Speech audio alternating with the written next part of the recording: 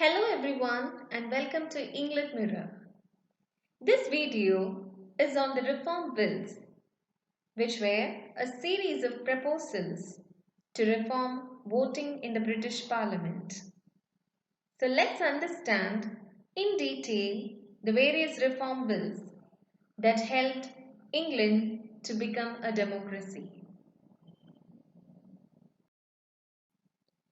The most outstanding change that took place in the 19th century was the gradual emergence of England as a democracy. This change was brought about by a series of reform bills. With the passing of each bill, a larger section of the population was given the right to vote. By the time the last bill was passed in 1928, every adult male and female could vote. There had been no major change in the representative system of England and Wales since Tudor times. Each borough and county could send two representatives to the Parliament. After the agrarian and industrial revolutions, most of the people living in boroughs migrated to the cities. Some boroughs even disappeared completely. Yet they enjoyed the benefit of sending two representatives to the Parliament. Ironically, big industrial towns did not have any representation. The workers resented this as they had no scope for expressing grievances to the government. Another factor which led to the passing of the Reform Bill of 1832 was the unjust qualification for a person to have the right to vote. According to the old custom, any freeholder with an income of 40 shillings could vote, while wealthy tenant farmers could not. This caused a lot of discontent in the minds of the people. The Whig government appointed a committee to study parliamentary reform. Lord Durham, the chairman of this committee, made a thorough study of the existing state of affairs and submitted his report. Earl Grey, the Prime Minister, accepted the changes recommended by the Durham Committee and introduced the Reform Bill in Parliament in 1831. The House of Lords opposed the bill, and as a result, Grey requested King William IV to dissolve the Parliament. In the general election which followed the dismissal of the government, the Whigs were re-elected. This clearly indicated that the people wanted reform very badly. The Reform Bill was once again rejected by the House of Lords. Earl Grey resigned and Wellington was asked to form the ministry. Wellington could not do so and Grey was asked to return.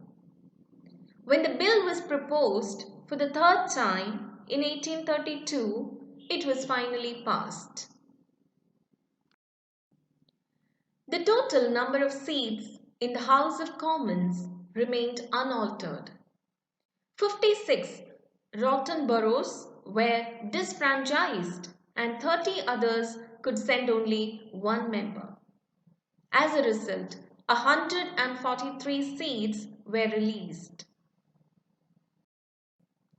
Of these, 65 were given to large towns and cities that had been unrepresented so far.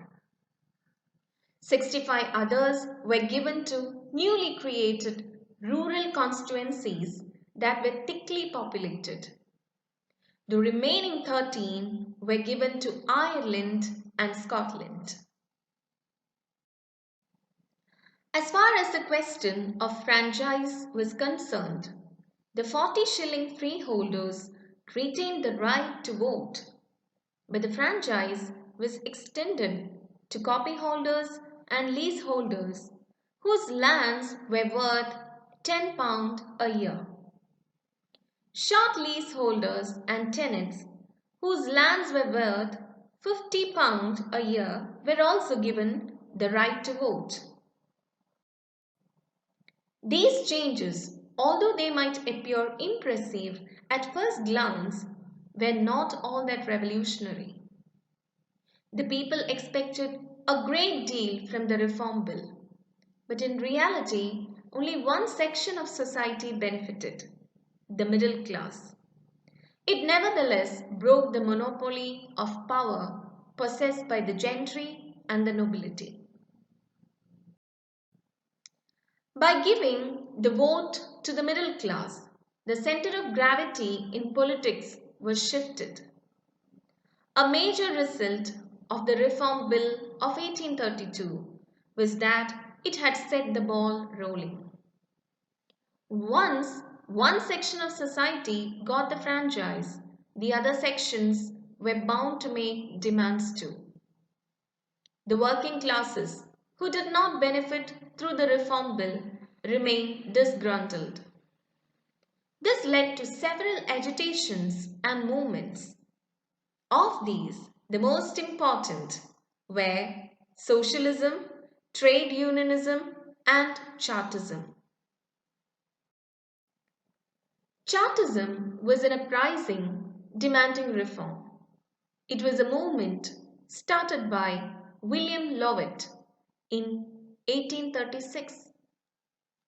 It was a fervent and tempestuous protest by the poor against the sordid conditions under which they lived. A demand for the franchise was made for the working class. Lovett, with the help of Francis Place, drew up a program outlining the reform of Parliament. This program, which had 6 points, was known as the People's Charter. It was from this that the movement got the name of Chartism. The Chartist demands were rejected by the Parliament in 1839 and in 1842. A general strike was declared and hundreds of Chartists were imprisoned.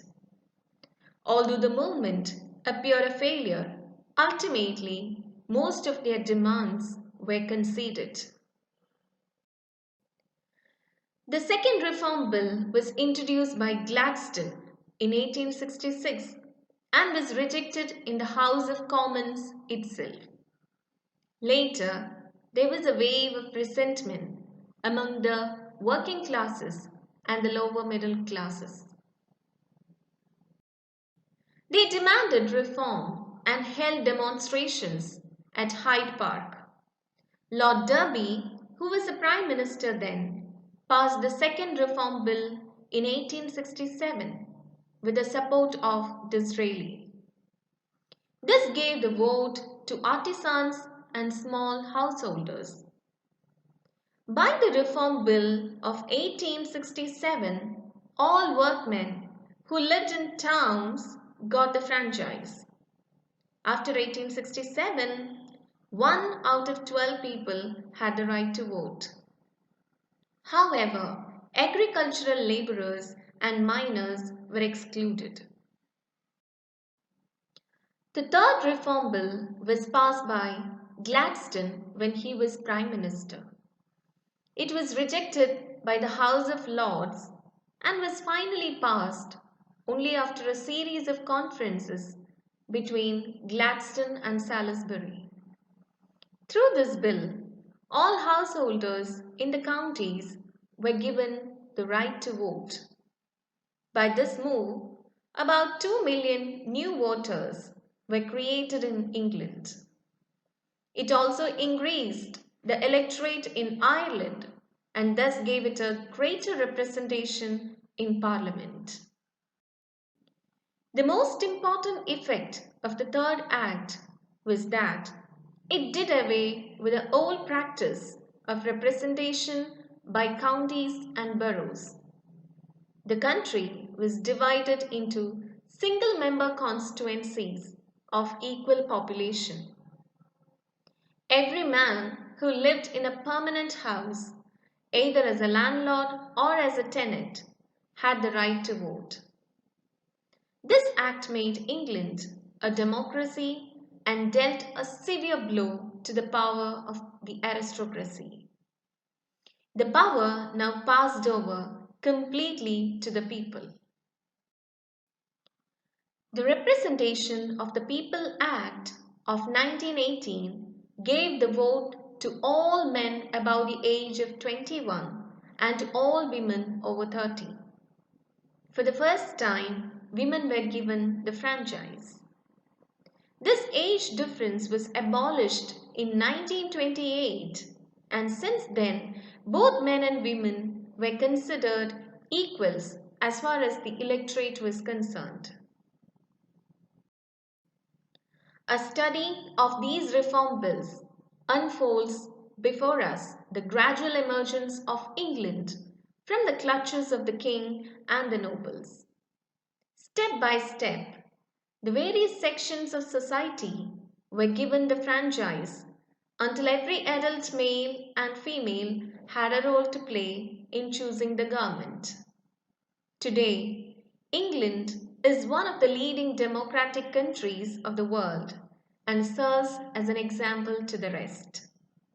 Thank you for watching England Mirror.